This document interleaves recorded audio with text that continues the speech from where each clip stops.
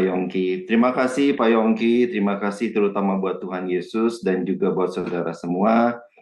Di mana kita pada pagi hari ini mau bersama-sama belajar lagi firman Tuhan. Seperti kata Christina tadi, firman Tuhan itu seperti pedang bermata dua. Jadi apa yang saya sampaikan bukan karena saya hebat, tetapi itu juga menusuk saya, mengkoreksi saya, dan apa yang saya sudah renungkan. Mari kita belajar bersama-sama. Amin. Nah, saudara, kita bicara tentang Tuhan adalah pemberi pertumbuhan buat kita semua. Kita kan sekarang sedang belajar tentang pertumbuhan, di mana bulan lalu kita bicara tentang kedewasaan, dan hari ini kita, selama bulan ini kita telah diajar tentang bahwa Tuhanlah yang memberi pertumbuhan. Jadi semuanya ini adalah nyambung, saudara. Nah, mari kita baca dulu, saudara, di ayat utama kita untuk bulan ini, di 1 Korintus 3 ayat 6-7.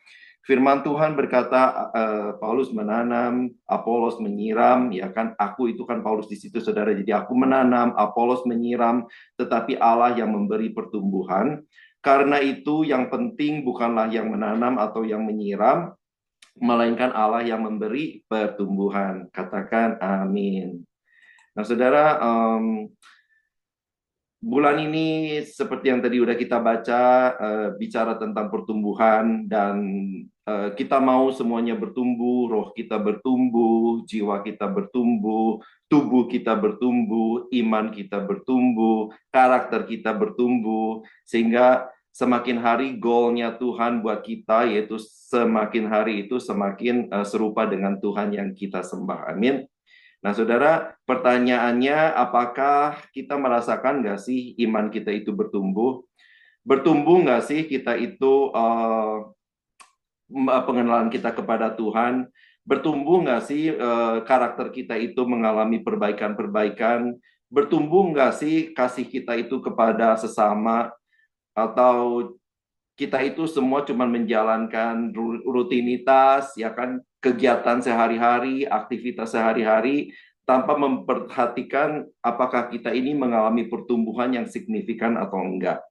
Nah, dalam ayat yang kita tadi baca dikatakan bahwa Paulus menanam, Apolos menyiram, tapi Allah yang memberi pertumbuhan. Dengan kata lain, bukan pendetanya, bukan pengajarnya, bukan kitanya juga yang berusaha untuk bertumbuh, itu semua penting. Tetapi tanpa Allah yang memberikan pertumbuhan, maka semuanya itu, apa yang kita lakukan itu semuanya akan sia-sia, ya kan? Karena Tuhan yang memberikan pertumbuhan. Makanya yuk kita lihat, kalau kita ada sampai sekarang ini, kita bisa bertumbuh dalam segala hal, dalam rohani kita, dalam jasmani kita, dalam kesehatan, dalam studi, dalam pekerjaan, dalam hubungan relationship kita sama teman, sama keluarga, pelayanan kita, kita semakin kenal dengan Tuhan hari demi hari, kita semakin cinta Tuhan, karakter kita semakin diubahkan menjadi seperti Tuhan. Itu semua adalah karena kasih anugerah Tuhan. Itu adalah karunia Tuhan yang luar biasa. Karena pertumbuhan adalah anugerah Tuhan yang sangat-sangat luar biasa buat kita semua. Karena tanpa Tuhan yang memberikan pertumbuhan, segala usaha kita itu akan sia-sia, ya. Jadi untuk punya keinginan untuk bertumbuh aja, untuk punya keinginan aja, itu adalah udah karunia Tuhan, saudara. Tuhan yang membuat kita itu senang kita bisa bertumbuh. Misalnya dulu kita mau baca Alkitab aja males, ya kan? Tapi setelah kita kenal kasih karunia Tuhan, kita mulai mau baca Alkitab, kita mau merenungkan firman Tuhan. Kalau dulu kita itu diajak pelayanan, aduh apa sih pelayanan, buat apa sih pelayanan? Tetapi setelah kita kenal kasih karunia Tuhan yang luar biasa dalam hidup kita mulai ada keinginan untuk melayani, saudara. Jadi mari kita berdoa semua di tempat ini pada pagi hari ini, biar kita itu terus mendapat kasih anugerah Tuhan, kasih karunia Tuhan, agar kita terus bertumbuh, saudara, dan enggak mandek, enggak stop, ya kan? Nah, bagaimana caranya Tuhan itu bisa membuat kita bertumbuh? Yang pasti Tuhan itu selalu mengasihi kita ajaran yang sehat dan yang benar, yaitu kebenaran firman-Nya. Dan kemudian Tuhan juga tempatkan kita di komunitas, ya kan? Kita ada di tengah-tengah komunitas gereja, kita ada di tengah komunitas teman-teman, kita ada di tengah komunitas pelayanan sesama pelayan gereja, kemudian kita juga punya keluarga, kita punya workplace, tempat kerja, bahkan mungkin di kelompok masyarakat tertentu kita punya komunitas, ya kan. Di situ Tuhan bisa membuat kita bertumbuh, saudara, di mana kita saling kenal sama yang lain, kita bisa saling digesek satu dengan yang lain. Tuhan itu bisa memberikan pertumbuhan di sana. Kemudian kita juga melakukan disiplin rohani, dan pada saat kita udah mendengarkan pengajaran yang sehat, kita udah ada di komunitas, kemudian kita mulai belajar bagaimana respon kita terhadap semuanya itu, saudara. Bagaimana respon kita pada saat kita menghadapi tantangan yang Tuhan kasih, bagaimana saat kita merespon pada saat ada temptation, yaitu pada saat ada godaan dalam hidup kita. Nah, itu semua adalah Tuhan kasih kepada kita dalam hidup kita semua agar kita bisa bertumbuh. Jadi, Tuhan itu bekerja melalui hal-hal seperti itu untuk memberikan pertumbuhan kepada kita. Nah, jadi kita itu orang-orang yang bertumbuh pasti dikelilingi dengan pasti kita mendapatkan pengajaran yang sehat dan benar. Orang-orang yang bertumbuh punya komunitas, ya kan? Ada yang seperti tadi saya bilang, keluarga, teman kerja, teman dekat. Di mana dengan teman dekat ini seperti Pastor Yongki minggu lalu bilang, ya kan? Di mana dengan teman dekat ini kita mungkin bisa curhat, kita bisa berkata bahwa kita masih melakukan dosa ini, kita bisa terbuka, kita mungkin nggak usah kasih tahu seluruh dunia bahwa kita masih terjebak di dalam satu dosa, tetapi kalau kita mau saling terbuka dengan teman yang kita percaya, dengan teman yang dekat, kita bisa sharing, maka saya percaya itu juga akan memberikan kita pemulihan dan kita akan dikasih pertumbuhan oleh Tuhan, ya kan? Dan kemudian pada saat kita bertumbuh, mulai ada kerinduan untuk melayani, mau belajar untuk mempraktekkan firman Tuhan lebih lagi, belajar untuk saling memberkati melalui pelayanan kita, dan orang yang bertumbuh juga ciri-cirinya mulai meningkatkan disiplin rohaninya, ya kan? Kita mau melakukan itu semua bukan karena peraturannya gereja harus kita melakukan itu, bukan karena paksaan, tapi kita yang buat ketentuan buat diri kita sendiri karena kita udah kenal kasih karunia Tuhan, maka kita bilang kepada diri kita sendiri, Tuhan saya nggak mau begini-begini aja, ya kan? Saya melakukan ini semua bukan karena takut dihukum Tuhan, karena orang yang bertumbuh itu selalu belajar respon, saudara, apapun yang terjadi, itu tetap percaya pada Tuhan, apapun yang terjadi tetap memilih Tuhan, ya kan? Karena kita semua bisa jatuh, saudara. Nah, pada waktu saya jatuh, pada waktu kita jatuh, apa respon kita? Apa respon kita? Aduh, untung deh, nggak ada yang tahu aku melakukan ini, ya kan? Atau respon kita ditegur oleh Roh Kudus, kemudian kita menyesal, dan kemudian kita meminta maaf kepada Tuhan dan berjanji untuk nggak mengulanginya lagi, saudara, ya kan? Jadi hal-hal seperti itulah kalau kita terus tinjau dalam kehidupan kita, kita akan melihat ada pertumbuhan dalam kehidupan kita. Dan kalau kita terus bertumbuh, kita juga semakin peka dengan Roh Kudus. Roh Kudus akan berikan kepada kita tuntunan bagaimana kita menanggapi segala sesuatu itu sehingga respon yang kita keluarkan juga adalah respon yang benar, saudara. Nah, kita tahu di dalam Alkitab ada kisah Nabi Yunus, ya. Nah, saya mau bahas sedikit tentang Nabi Yunus ini, saudara. Nabi Yunus ini, kitab Yunus ini nggak panjang, cuma 4 pasal, nggak banyak ya. Nah, jadi Yunus ini saya ceritakan latar belakangnya adalah seorang nabi yang diminta untuk menyampaikan teguran Tuhan kepada orang Niniwe, ya kan, di kota Niniwe. Nah, kota Niniwe pada waktu itu pada zamannya adalah kota yang salah satu kota yang terbesar. Niniwe juga adalah kota yang sangat penting buat bangsa Asyur. Nah, bangsa Asyur ini, saudara, adalah musuh bebuyutan bangsa Israel. Bangsa Asyur ini sangat sadis dan kejam. Kalau kita baca di dalam firman Tuhan, bangsa Asyur ini kalau perang, itu musuhnya dimutilasi, saudara, dipotong-potong. Kemudian kalau ketemu wanita hamil, maka ditusuk perutnya, saudara. Begitu kejamnya, saudara. Dan bangsa Asyur ini pernah beberapa kali konflik, pernah beberapa kali perang dengan bangsa Israel, yaitu bangsanya Yunus, saudara. Jadi Yunus ini tahu betapa kejamnya bangsa Asyur ini, saudara, ya. Dan sekarang tiba-tiba firman Tuhan datang kepada Yunus untuk melayani bangsa Asyur, untuk melayani Niniwe. Karena itu Yunus menolak perintah Tuhan, saudara. Yunus mungkin dalam hatinya bilang, ih amit-amit banget ya kan, mesti pergi ke bangsa yang begini, yang kejamnya luar biasa, harus menyampaikan disuruh bertobat supaya enggak dihukum Tuhan. Mungkin dalam hatinya Yunus berkata, mending dihukum aja lah Tuhan, ngapain disuruh bertobat segala macam. Orang bangsa kayak mereka itu nggak pantas diampuni ya kan, pantasnya dihukum seberat-beratnya, bahkan mungkin dihancurkan. Nah, dalam firman Tuhan, kemudian kita tahu setelah firman Tuhan datang kepada Yunus untuk memberikan teguran kepada kota Niniwe, kemudian kita tahu bukannya pergi ke kota Niniwe, tapi Yunus berusaha lari dari panggilan Tuhan, dari apa yang Tuhan suruh, dan kemudian kita tahu dia berlayar ke Tarsis, ya kan?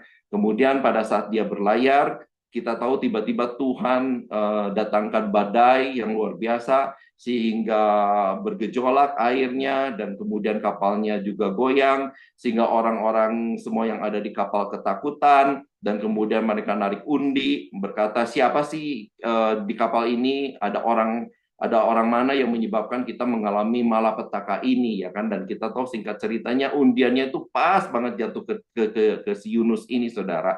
Dan kemudian kita tahu akhirnya Yunus terpaksa dilemparkan ke laut, dan tetapi Tuhan menolong Yunus dengan perantaran seekor ikan yang sangat besar, memakan Yunus, dan kemudian Yunus tinggal di dalam perut ikan itu 3 hari, dan kemudian Yunus selamat dibawa lagi ke darat, saudara, ya kan?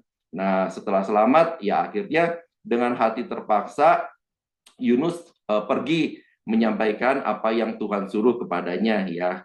Jadi saya rasa Yunus itu dengan rasa yang ogah-ogahan, dengan hati yang mau nggak mau gitu kan, tanpa ada persiapan, aduh gimana caranya ya menyampaikan pesan Tuhan kepada kota ini, tanpa ada beban pikiran yang seperti itu, dia berjalan ke arah kota Niniwe. Dan kita tahu Yunus berjalan di kota Niniwe, dan dia cuma berkata begini, saudara, ya kan, 40 hari lagi maka Niniwe akan ditunggang balikan. Jadi selama jalan-jalan di kota itu dia cuma berkata ini terus, saudara, 40 hari lagi maka Niniwe akan ditunggang balikan. 40 hari lagi maka Niniwe akan ditunggang balikan, ya. Tapi dengan pesan yang seadanya itu, saudara, dengan pesan yang disampaikan dengan hati yang ogah-ogahan, dengan hati yang mau nggak mau tanpa persiapan, itu membuat Niniwe itu bertobat, saudara, ya kan? Tiba-tiba kota yang begitu sadis, yang begitu jahat, yang nggak kenal Tuhan, seluruhnya bisa bertobat. Bahkan rajanya bilang diadakan puasa, bahkan sampai lembu, sapi, ternak-ternaknya berpuasa, berkabung, meminta ampun kepada Tuhan, bertobat, ya kan? Nah, jadi kota Niniwe ini bertobat, saudara, dengan apa yang Yunus sampaikan, ya kan? Tapi kemudian Yunus malah kecewa. Yunus itu bilang, loh kok malah bertobat sih, gitu kan? Jadi bayangin aja misalnya tadi kalau seperti misalnya host ngajak kita menyembah gitu kan, ayo kita tadi kan sebelum memulai firman Tuhan, kita menyembah gitu kan dengan lagu, kemudian kita semua kan menyembah, kemudian hostnya kecewa, loh kok menyembah sih, kan istilahnya seperti itu, saudara. Nah, setelah kota Niniwe bertobat itu yang terjadi dalam hati Yunus, dia malah kecewa dan ia semakin marah kepada Tuhan. Nah, mari kita baca firman-Nya, saudara. Yunus dimulai dari Yunus keempat ayat yang ke-1. Setelah kota Niniwe itu mengumumkan bertobat, tetapi hal itu sangat mengesalkan hati Yunus, lalu marahlah ia. Kemudian ayat kedua, dan berdoalah ia kepada Tuhan, katanya, ya Tuhan, bukankah telah kukatakan itu ketika aku masih berada di negeriku? Itulah sebabnya maka aku dahulu melarikan diri ke Tarsis, sebab aku tahu bahwa Engkaulah Allah pengasih dan penyayang, yang panjang sabar dan berlimpah kasih setia, serta yang menyesal karena malapetaka yang hendak didatangkannya. Ayat 3, jadi sekarang ya Tuhan, cabutlah kiranya nyawaku, karena lebih baik aku mati daripada hidup. Tetapi firman Tuhan, layakkah engkau marah? Kemudian ayat 5 berkata, Yunus telah keluar meninggalkan kota itu dan tinggal di sebelah timurnya. Ia mendirikan di situ sebuah pondok dan ia duduk di bawah naungannya menantikan apa yang akan terjadi di atas kota itu.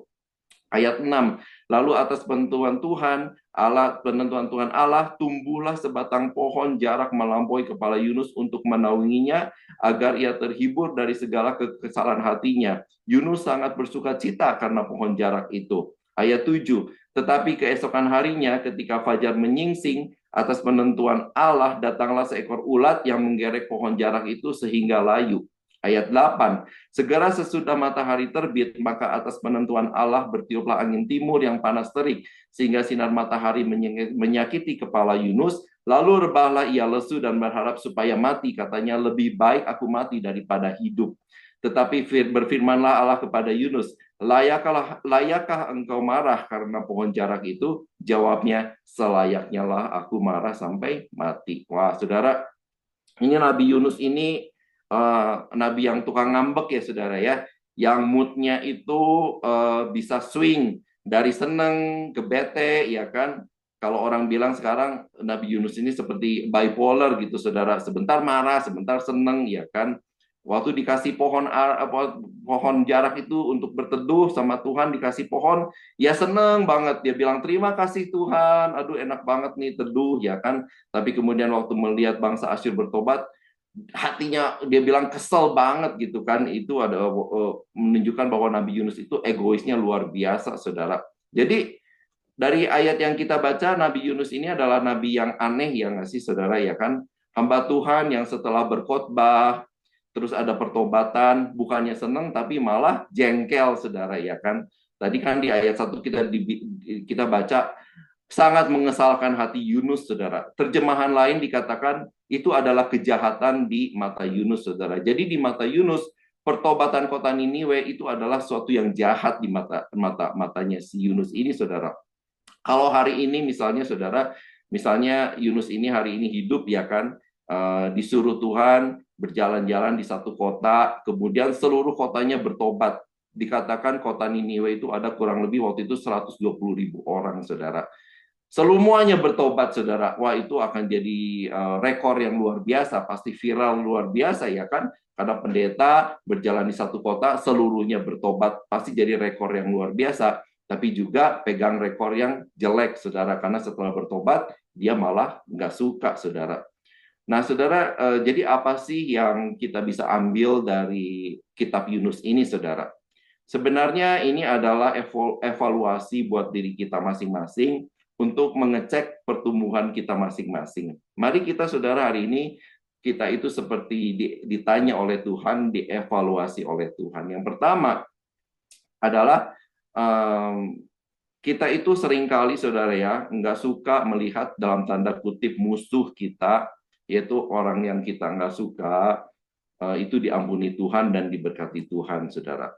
Ya, jadi yang pertama yang bisa kita cek dari pelajaran kitab Yunus ini, saudara, apakah kita itu bisa menerima apabila Tuhan itu mengampuni dan memberkati orang yang pernah menyakiti kita, orang yang pernah melukai kita, orang yang menganggap rendah kita, ya kan, yang pernah bully kita, yang kita itu dianaktirikan dengan mungkin yang lain diperhatikan, kok saya nggak pernah diperhatikan, ya kan?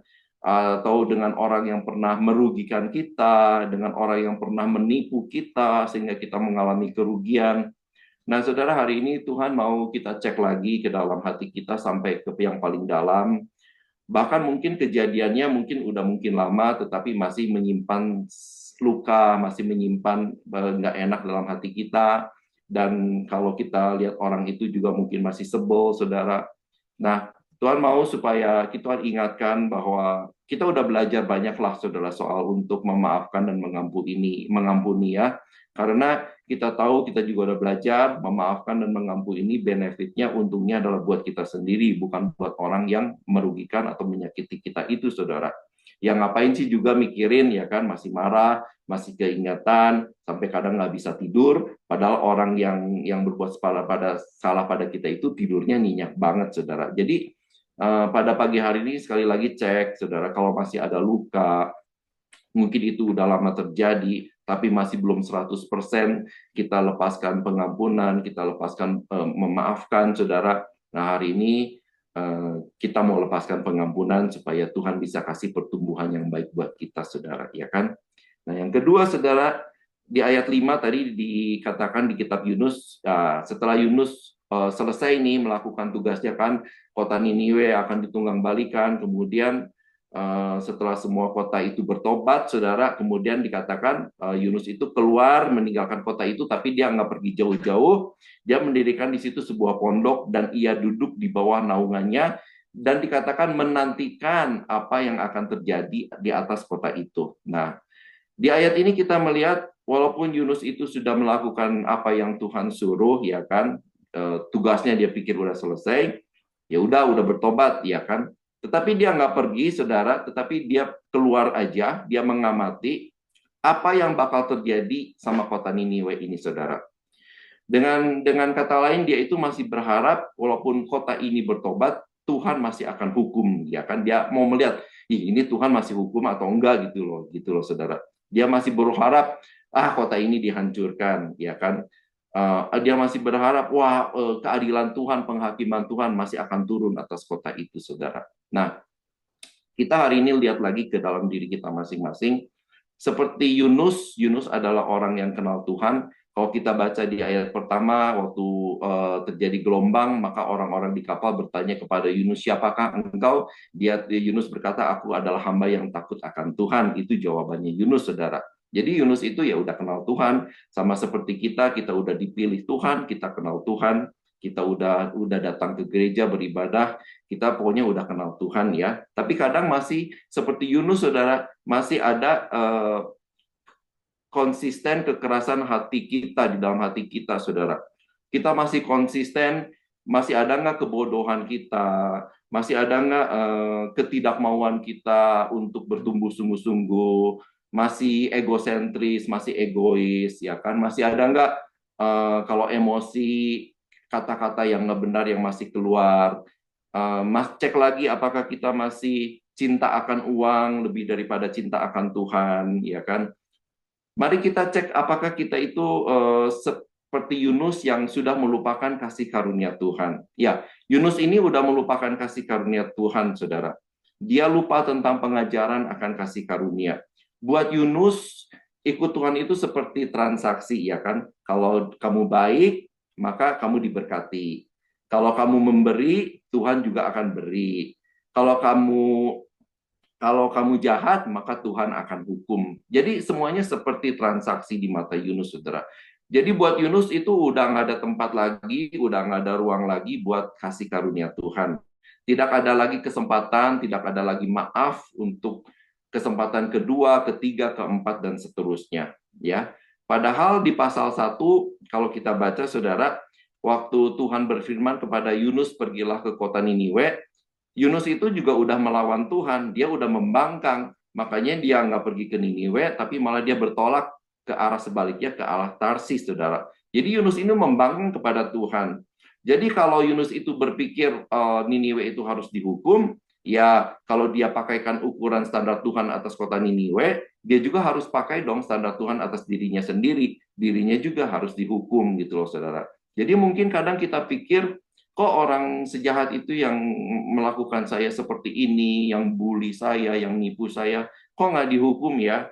Nah, padahal kalau kita lihat diri kita sendiri, saudara, kita juga semua belum sempurna, kita juga belum benar di hadapan Tuhan, dan kita juga pasti ada hal-hal yang patut membuat diri kita itu sebetulnya patut untuk dihukum. Kalau kita pakaikan ukuran standar Tuhan itu ke orang lain, kita juga harus ukurkan kepada diri kita sendiri, saudara. Ya kan? Jadi jangan kita pikir bilang, oh orang lain aja yang pantas dihukum, orang lain yang pantas dihukum, saya enggak gitu, saudara. Tapi kita juga harus lihat diri kita sendiri, saudara. Nah, dalam pemberontakannya, dalam hati yang memberontak, Yunus gagal melihat bahwa kasih karunia Tuhan itu sudah berlaku pada hidupnya, saudara. Ya enggak, saudara? Bayangkan aja pada saat dia pergi membangkang, ya kan? Kemudian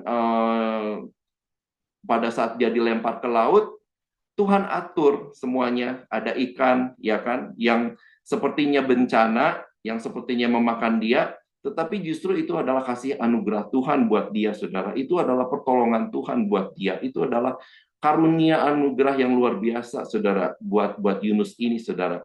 Kasih Tuhan kepada Yunus ini, saudara. Sehingga Yunus bisa masih hidup dan kembali ke darat. Nah, ini kan semua bicara soal kasih karunia, saudara. Saya sangat diberkati kemarin hari Kamis dengan khotbah Ibu Ruth. Kita melihat bahwa kadang-kadang yang kita pikir nggak baik dalam kehidupan kita, nggak adil, itu sebetulnya adalah kasih karunia Tuhan yang Tuhan juga bungkus dalam keadaan yang bagi kita nggak enak, saudara, ya kan. Ibu Rut berkata, di balik pada saat Yusuf jatuh di sumur, kemudian dia diangkat Tuhan, kemudian menjadi pegawainya Potifar, dia dapat godaan dari tante Potifar, kemudian sampai dijebloskan penjara. Tetapi semuanya itu kasih karunia Tuhan buat Yunus untuk mempersiapkan dia untuk mendapatkan yang lebih baik, ya kan, saudara. Nah, saudara, di antara kita juga mungkin kayak saya juga pernah meninggalkan Tuhan, ya kan. Enggak meninggalkan secara harafiah seperti kayak enggak lagi beribadah, tetapi beribadah tetapi hati saya kayak menjauh dari Tuhan, ya kan. Saya nggak punya persekutuan pribadi dengan Tuhan, ya kan. Nah, seperti hal seperti ini, saudara, Tuhan itu bisa pakai banyak cara, bahkan cara yang nggak enak dibungkus dengan cara yang nggak enak untuk membawa kita itu kembali lagi kepada Tuhan, membawa lagi kita kembali kepada Dia gitu, saudara. Nah, mungkin kita sekarang juga udah males doa, ada yang males doa, ya kan.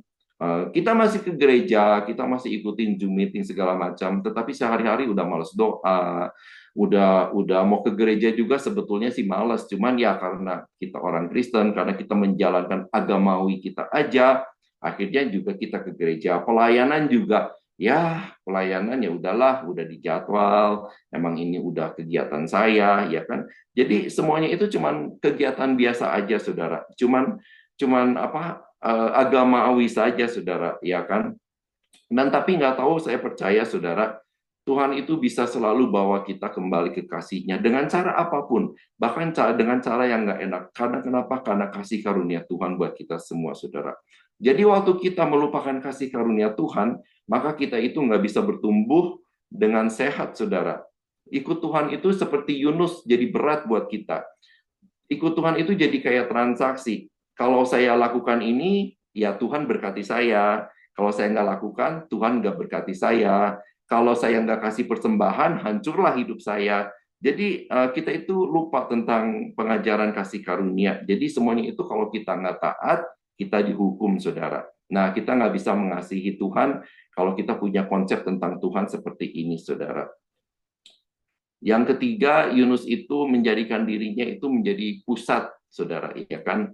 Makanya tadi di pasal 2 ayat 4 itu menceritakan doa Yunus. Kalau kita perhatikan benar-benar, doa Yunus itu dia berkata ia kepada Tuhan.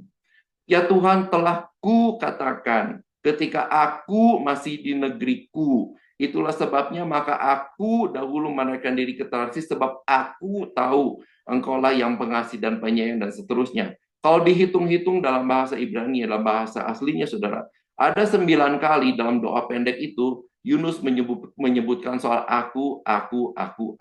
Nah, saudara, hari ini Tuhan juga mau lihat kepada diri kita masing-masing, tanya kepada diri kita masing-masing, ya kan? Apakah doa kita itu masih banyak seperti Yunus, bicara tentang cuman karirku, bicara tentang keuanganku, bicara tentang bisnisku, bicara tentang segalanya tentang aku, masih seperti Yunus yang semuanya berpusat kepada diri kita sendiri, saudara, ya kan?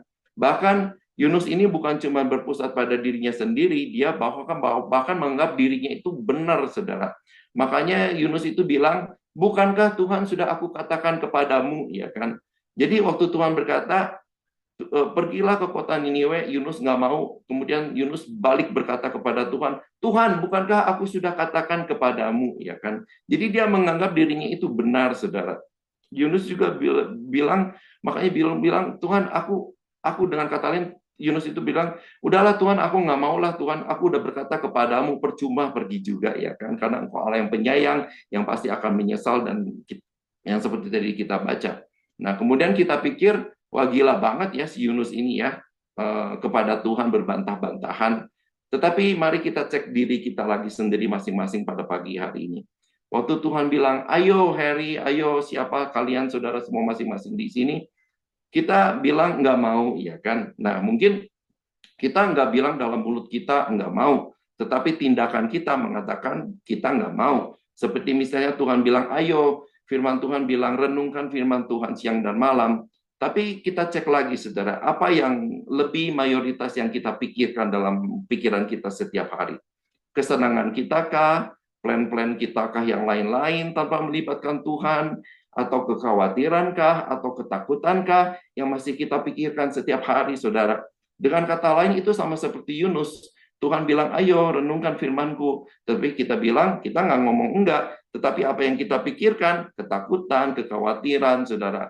Saudara, kalau kita bisa memikirkan, merenungkan ketakutan kita, kekhawatiran kita, sebetulnya kita harus bisa juga merenungkan firman Tuhan. Karena sama-sama kita mau merenungkan kekhawatiran kita, ketakutan kita, kesenangan kita, atau kita mau gantikannya dengan kebenaran firman Tuhan, saudara. Makanya firman Tuhan itu berkata, ikut Tuhan itu mesti sangkal diri, ya kan? Firman Tuhan berkata begitu. Sangkal diri itu apa, saudara? Sangkal diri itu kita gantikan semua pikiran kita yang sia-sia dengan kebenaran firman Tuhan. Jadi sama seperti Yunus, saudara, kita nggak ucapkan nggak mau, tetapi dengan tindakan kita, dengan apa yang kita lakukan setiap hari, sama seperti Yunus kita itu, saudara, kita bilang, ya gimana gua aja, ya kan? Waktu Tuhan berkata kepada kita, Yunus juga membantah kepada Tuhan, kita juga dengan tindakan kita membantah kepada Tuhan. Ya gimana aja lah Tuhan, aku mau begini, ya kan? Aku yang menentukan, aku yang mau menilai mana yang aku mau lakukan itu, mana yang benar, mana yang salah. Terus kalau aku nggak mau apa gitu kan? Istilahnya kalau tindakan kita bisa diterjemahkan dalam kata-kata, hal-hal seperti itulah yang Tuhan rasakan, saudara. Ya kan? Bahkan Yunus ini dia bilang begini, lebih baik aku mati aja, dengan kata lain, lebih baik aku mati daripada taat kepada firman-Mu. Nah, saudara, jadi pada saat Tuhan bilang, ayo renungkan, ini contohnya ya saudara, tapi banyak hal-hal yang lain. Tapi pada waktu kita bilang, tindakan kita berkata lain, kita itu bilang sama seperti Yunus, lebih baik aku mati aja daripada taat firman-Mu. Artinya mati apa? Bukan badan kita, tetapi kita biarkan keadaan rohani kita mati, saudara, semakin api roh kita semakin hari semakin padam, kita biarkan aja, saudara. Kita bilang, lebih baik begini aja lah daripada taat sama firman Tuhan, saudara. Jadi orang yang berpusat kepada dirinya sendiri, yang segala Tuhan katakan kita nggak mau, ya kan, tindakan kita berkata nggak mau. Nah itu nggak akan bertumbuh benar ke arah Tuhan, saudara. Nggak akan bertumbuh menjadi seperti Tuhan Yesus Kristus. Ya kita jadi seperti yang saya tadi bilang, jadi orang yang agamawi, saudara, ya kan. Makanya kalau orang yang pusatnya kepada diri sendiri, kenapa sih kita ke gereja? Oh, supaya saya diberkati. Kenapa sih kau melayani? Oh, supaya saya mau dekat lebih lagi dengan Tuhan. Padahal sebetulnya, saudara, kenapa sih engkau ke gereja? Karena saya sudah mengalami kasih karunia Tuhan, karena saya sudah mengalami kasih Tuhan, maka saya pergi ke gereja beribadah kepada Tuhan. Kenapa sih engkau melayani? Karena Tuhan udah memberikan rohnya kepada saya, sehingga ia dekat dengan saya, ia ada dalam hati saya, maupun saya rasakan, maupun nggak rasakan, tapi firman Tuhan berkata dia adalah Immanuel, selalu bersama dengan kita, maka saya mau balas semua kebaikan Tuhan dengan pelayanan. Jadi bukan, kenapa sih kau ke gereja supaya diberkati? Enggak, saudara. Justru karena saya sudah diberkati, saya beribadah. Karena saya sudah dikasih rohnya yang luar biasa, maka saya melayani Tuhan. Jadi lupakan soal kayak semuanya about me, saudara, ya kan? Supaya paradigma kita itu ikut Tuhan itu berubah, dan supaya Tuhan bisa kasih pertumbuhan yang luar biasa buat kita semua. Kemudian yang keempat, Yunus ini juga enggak mengasihi sesama, saudara, ya kan? Nah, dia lupa pelajaran untuk mengasihi sesama. Yunus itu membenci Niniwe karena mereka sadis, kan? Karena mereka jahat, karena dia punya pengalaman yang buruk bersama dengan bangsa Asyur, saudara, penduduk kota Niniwe ini. Tetapi tanpa sadar, di saat yang sama, Yunus juga punya sifat yang sama, saudara, ya. Yunus juga nggak ada kasih. Buktinya Yunus waktu kota Niniwe itu bertobat dan diampuni Tuhan, Yunus itu kan kesel hatinya, saudara. Dengan kata lain, Yunus itu nggak mau mereka diampuni dan diberkati Tuhan, saudara, ya kan? Yunus itu nggak ada kasih. Bagi Yunus, lebih baik orang yang ada di Niniwe itu orang tua, orang muda, yang udah dewasa, anak-anak, bayi, laki, perempuan, lebih baik kena hukuman mati semua. Nggak ada kasih Yunus itu, saudara. Dia bilang lebih baik Tuhan hukum aja lah gitulah, matiin aja mereka ya kan. Nah, di sini kita lihat di mana kasihnya Yunus ini, saudara. Nah, saya ini kalau kalau ada orang yang mengesalkan saya misalnya ya, membuat jengkel atau membuat marah, dan saya mau malah balik atau kecewa gitu ya. Nah, saya itu kadang-kadang lihat Tuhan dulu, saudara, kepada saya sendiri. Wah, saya merasakan bahwa sampai hari ini Tuhan itu sabar, ya kan, orang yang seperti saya gitu kan, masih dikasih kesempatan lagi dan lagi, kembali lagi kepada kasihnya, kembali lagi kepada pribadinya yang luar biasa.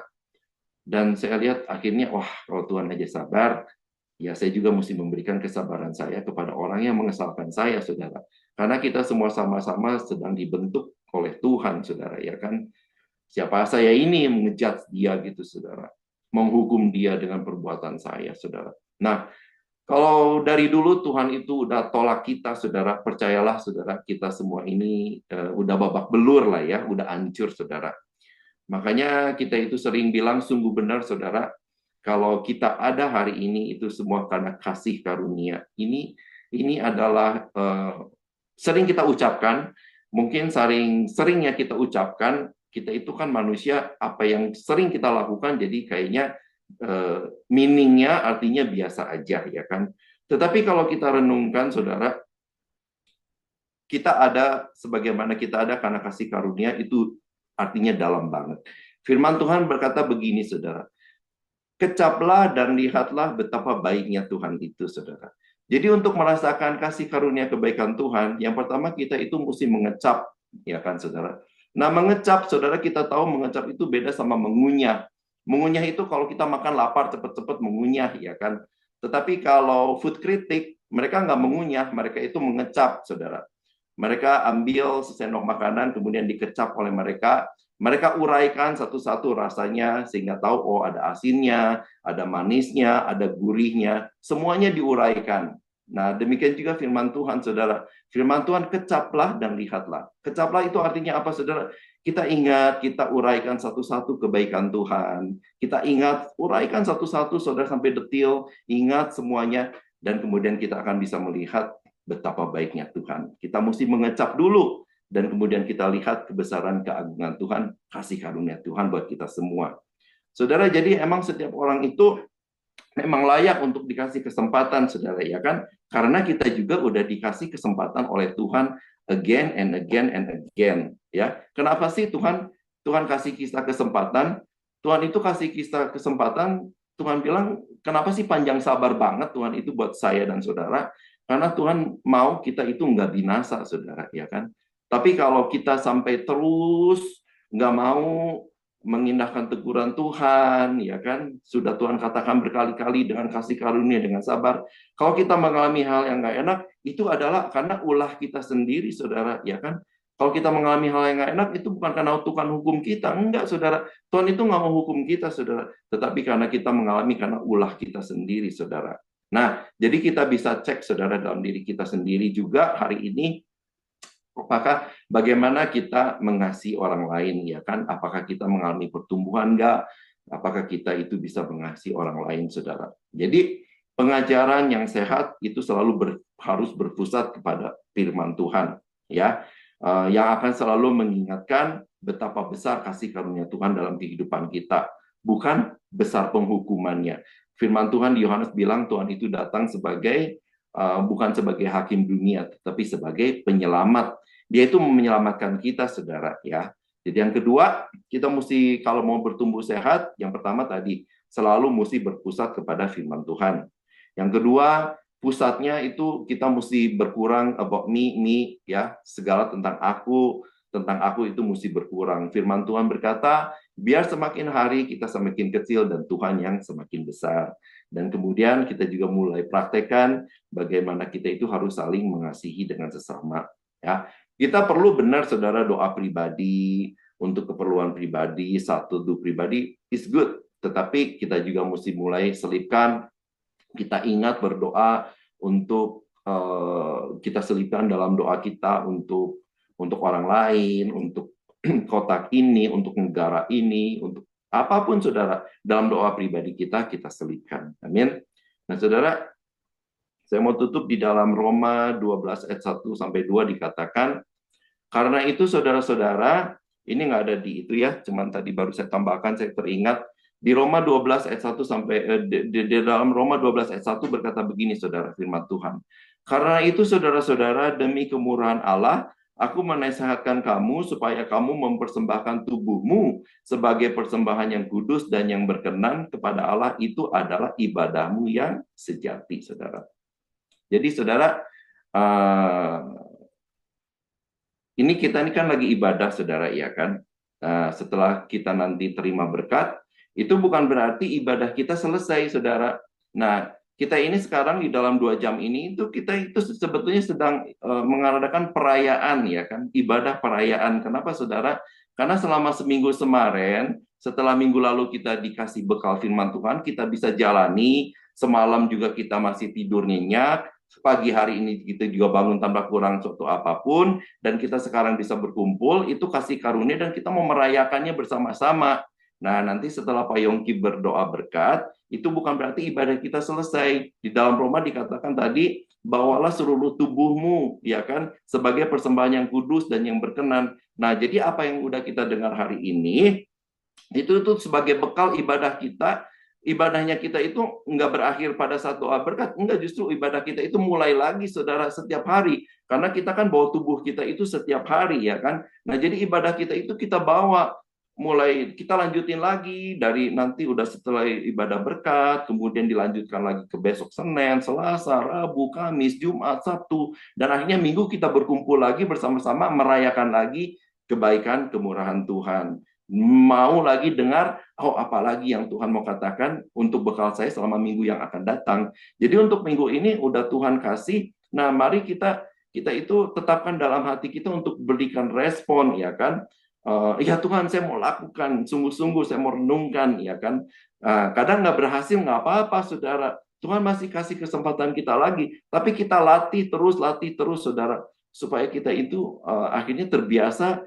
Ibadah itu bukan paradigmanya, bukan kayak oh cuma 2 jam di gedung gereja, enggak, saudara. Ibadah itu adalah everyday. Ibadah itu kita bawa ke kerja kita, itu adalah ibadah. Pada saat saudara melayani anak-anak saudara, itu adalah ibadah saudara.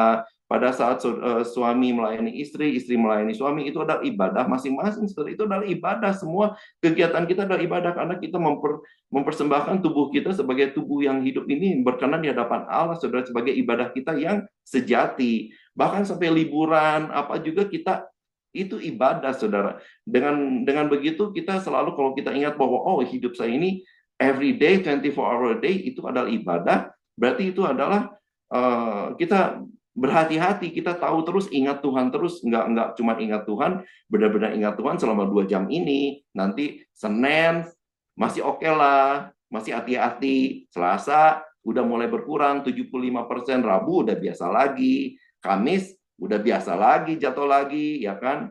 Jumat, wah udah lebih parah, ya kan. Sabtu mempersiapkan diri lagi, Minggu ke gereja lagi. Enggak, saudara. Saya mau kita semua kalau mau bertumbuh dalam Tuhan, kita ingat bahwa every day, 24 hour a day, hidup kita itu adalah ibadah di hadapan Tuhan.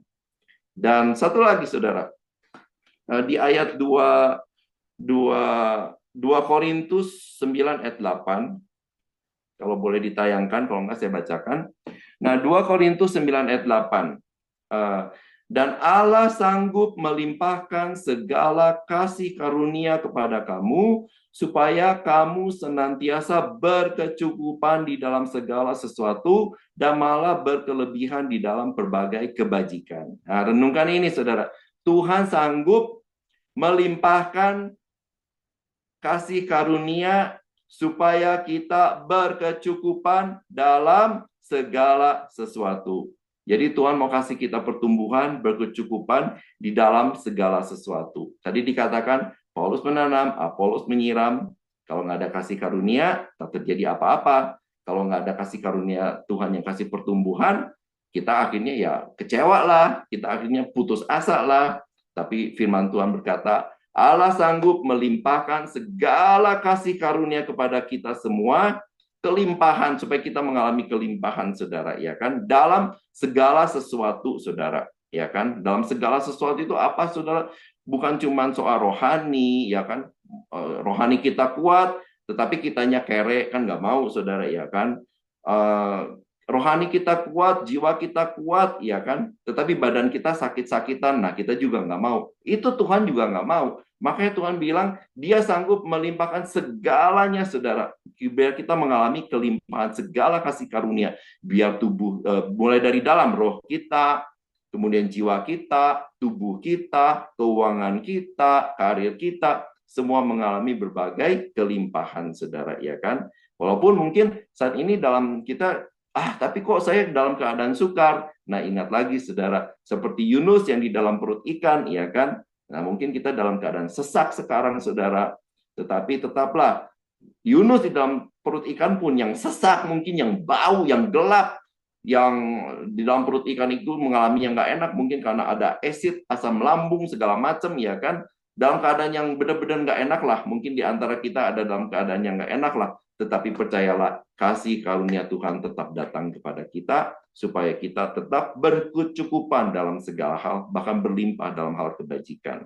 Amin. Semuanya komplit di dalam Tuhan. Ya, jadi jadikan pusat Tuhan itu pusat dari hidup kita. Firman Tuhan standar kebenaran hidup kita. Ya kan, bukan maunya kita, bukan feelingnya kita mau apa, tetapi jadikan firman Tuhan itu standar dan praktek untuk mengasihi, memberkati orang lain, memaafkan orang lain. Enggak gampang sebagian, tetapi biarlah firman Tuhan ini kita renungkan sepanjang minggu ini, seperti Tejan bilang, bahwa menjadi ibadah kita, dan saya percaya minggu depan kita akan bersorak-sorai lagi, berkumpul bersama-sama lagi, merayakan kasih karunia Tuhan dalam kehidupan kita, supaya kita itu dibimbing menuju ke keselamatan yang kekal. Jadi keep learning, saudara, belajar terus, tetap lakukan menanam, menyiram, untuk melakukan kita, apapun yang harus kita lakukan, tetap kita lakukan, maka Tuhan akan memberi anugerah pertumbuhan buat kita semua. Amin. Haleluya, semoga Tuhan Yesus memberkati.